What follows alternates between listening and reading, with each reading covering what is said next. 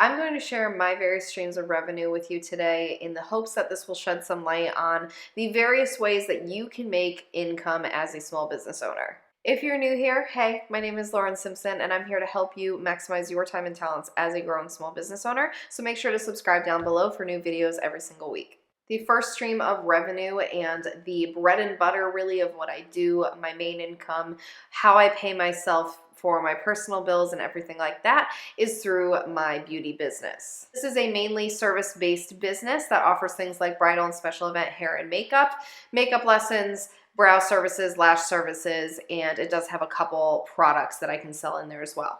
This is the business I was talking about when a few weeks ago I broke down my expenses last year and what that looks like. So if you're interested in learning more about that side of things, definitely check out the link down below or in the cards right here. So this business is, like I said, my main income earner, my main business. It's my full-time job, all of that kind of stuff. And it is an overarching stream of revenue, but it also has a lot of different streams of revenue within it. So really quick, I'm going to break that down for you. We have hair and makeup that takes place in studio for random occasions, photo shoots, or makeup lessons. We have bridal trials. So this is when a client comes to the studio to try out their look before the wedding day. Weddings, which is the main part of our business. Brow lamination, lash lift and tints, and waxing and tinting. Retail, which includes things like upselling products. So if you do a lash lift and tint with me, and I think you would benefit from the specific mascara or the lash serum, things like that. Lip products used to be a stream of revenue in this business, but it's now a separate entity, which I'll get to. Online courses, downloadables, and ebooks is a category. Gift cards, affiliate income, and labor. So these are people that I pay, but I put that income aside separately. That way I'm not touching it, and it's there when I need to pay them after a wedding that takes place 6 months, a year, 2 years from now. So all of those streams of income take place in my one beauty business. So if you are in a similar kind of field, that may help you map out how you can divide and conquer your business and your passions. If I were you, I would just make sure you're separating them out so that way you have a clear understanding of what is making you the most money, what maybe you should scrap, maybe you need to spend more time on this, or maybe you need to market this better. The second business I have, which is still kind of in its baby stages of growth, is a cosmetic line. So this includes lipsticks, lip glosses, and regular and waterproof mascaras. So basically it's a product-based business, but I like to sort out each product as its own income category. So again, I know what are the things that are the most popular, what do I need to work on marketing more, things like that. The categories of this business include lipsticks, lip glosses, regular mascara, waterproof mascara, and gift cards. Another small side hustle business that my husband and I picked up together during the pandemic was print on demand. And we did this primarily through Etsy. And we would basically create designs that then would be printed onto t-shirts, mugs, hats, you name it, and shipped to the client. We saw a little success with this, but to be honest, as the world started opening back up, I really had to focus more on my primary business and he had to focus more on his primary job. So we kind of did let it go to the wayside a bit, and we are about to probably close it for good. We're not quite sure yet, but we're at least taking a break. But that was another small stream of revenue for a while. A couple streams of revenue on the personal side include a high yield savings account. So if you have never heard of a high yield savings account, you need to get on it. Essentially what this is your money sits in an account, a savings account like any other, but the interest rate is a lot better. So instead of getting literally peanuts or pennies to the dollar, you're actually getting a good percentage. Now they're up to almost 3.5%, which is wild. You don't have to invest. You don't have to do anything at all with that income. You just sit it there. So whatever, if you have $100, $1,000, $10,000, $100,000, it doesn't matter. If you have a savings and a nest egg that you don't have to touch and use for your monthly and regular expenses, go put it in a high yield savings account. We use Ally Bank, and I'll link it down below if you're curious of learning more. I believe right now They're one of the highest at 3.3%. Back before the pandemic, they were around 2.8 or 2.9. That's when we started using them.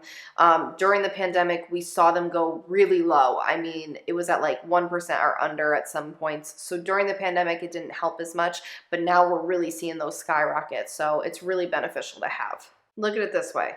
If you have $10,000, you're making $300 a year for free. If you have $100,000, you're making $3,000 a year for free just for having it sit there.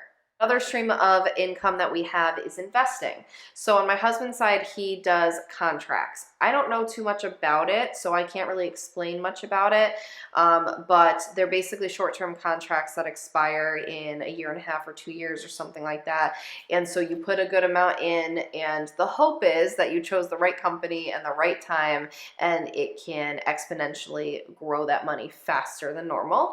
Of course, this is a risk, and there are riskier and safer options, but I trust kind of what he is doing because it makes a lot of sense, and he's done a lot of research on it. So he handles that. He also has a 401k through his work, so he obviously is investing for his retirement long-term through that. And then I am investing in my retirement through a Roth IRA. So because I'm self-employed, I don't have a 401k option. I use a Roth. And so there is a max. I think the max just went up to $6,500 for the year instead of $6,000 that you can invest towards it. And of course, compound interest is going to help you a lot, especially the younger you are. So the sooner you get started in investing, the better. I personally use M1 Finance to invest in my Roth IRA. I think I can find a link for that down below if you're curious about that one as well. Lastly, my husband works a regular 9-to-5 job. So he has the more stable income, the more security blanket type of income where you know consistently every 2 weeks exactly what your check is going to be. And God forbid you lose the job. Obviously, you never know, that could happen. And right now things are a bit worrisome with how the economy is. So fingers crossed. But he does, historically speaking, have that more stable job compared to a small business owner. A few things I have either tried and failed or tried and just given up on because they no longer interest me, or they just weren't really working, or I didn't want to devote more time to them. Etsy shop downloadables. I have done a few different versions of these. I've made completely new shops that had nothing to do with the beauty fields. So things like social media icons and various things, and I tried to see if that would go somewhere. I also have done just regular ebooks and downloadables, informational packets, and courses when it comes to makeup and beauty, since that is my specialty. I did a very in-depth makeup course that I spent 3 straight months of my off season working on tirelessly, and it was released to crickets. I did everything that I could at the time, and it just kind of was not getting the momentum. And what I had to invest in the platform to even host it was so expensive. So I actually have that still. It's in the host. It's not published, so it's only like $10 a month or something to keep it there in case I ever want to go back. I'm debating what I want to do with that because as in business, you kind of go back and forth with what makes the most sense and resonates with you. My husband and I also had a podcast for a couple years, and that was a lot of fun. We got a couple extremely small sponsorships where we would do like short commercial breaks or something in the middle of the podcast. And it was a lot of fun doing that podcast. I love talking with him about different topics and kind of growing closer and things like that. But again, it kind of lined up where the pandemic kind of made topics harder for us to talk about, in conjunction with I had to focus more on the main business and he had to focus more on work. So we ended up putting that on the back burner a couple years ago. Not sure if we would ever get back to it at this point, honestly, but it was fun while it lasted. I have toyed with the idea of doing a podcast by myself, so this would be more focused on something to do with the beauty business, or maybe even something to do similar with this YouTube channel, how I'm trying to help other small business owners. I've gone back and forth with it, but I never really did much with it. And then finally, this YouTube channel. So hey, listen, I think everybody nowadays who wants to start a YouTube channel has the hope of it getting bigger over time and maybe becoming a stream of income. It's an amazing opportunity to be on this platform. So I am hoping that I'm putting a lot of upfront work into it, and I'm trying to make a lot of good evergreen content, which basically means that this content can be watched today, tomorrow, next year, 5 years from now, and still be pretty relevant and helpful. So I'm really hoping that that'll gain some traction over time, and who knows, it may become another income source. I'm curious to know what kind of income sources you have in your business or in your personal life. Leave comments down below. I would love to chat about that because maybe we'll help each other. If you're looking to seriously increase your revenue and boost your business, then you should look into a business financial coach. I'm not one, but I shared my experience in this video here, so it may be helpful for you to watch next.